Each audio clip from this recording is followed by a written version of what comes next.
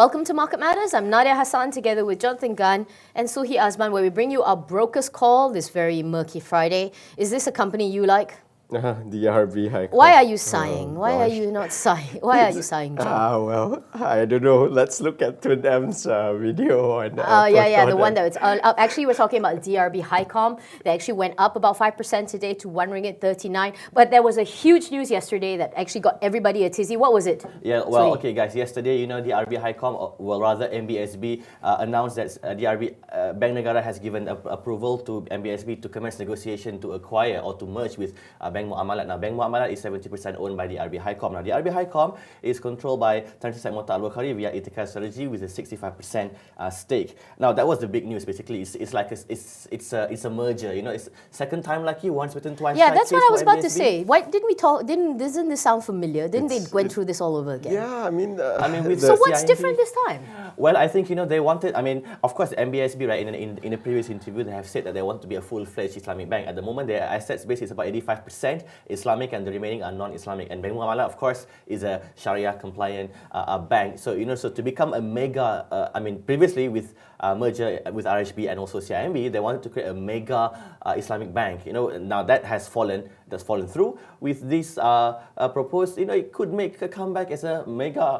So-called mega. Maxi, if I might interrupt, I believe it when I see it. Yeah, actually, that's quite true. The MBSB deal was such a big thing, and we're all like, there's such a tizzy about it, and it just didn't go through. I don't know if it's all about showing you the valuations, whether it's worth. But what are the analysts actually saying about it? I saw public investment research. They're still outperform on DRB? Well, public investor research, they maintain an outperform call on DRB-Hicom Berhad with a target price of 2.17%. Now, that's a 63% upside to this.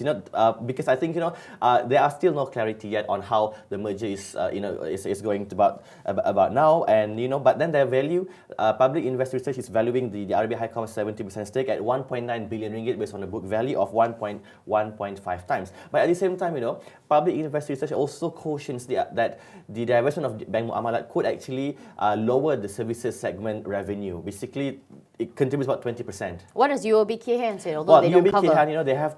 They said that they do not cover MBSB nor the DRB-Hicom, but they also give like warnings and advice to both MBSB and also Bank Muamalat. Now, as for Bank Muamalat, UOB Kay Hian said because of its relatively strong capital position, CET1 is quite strong.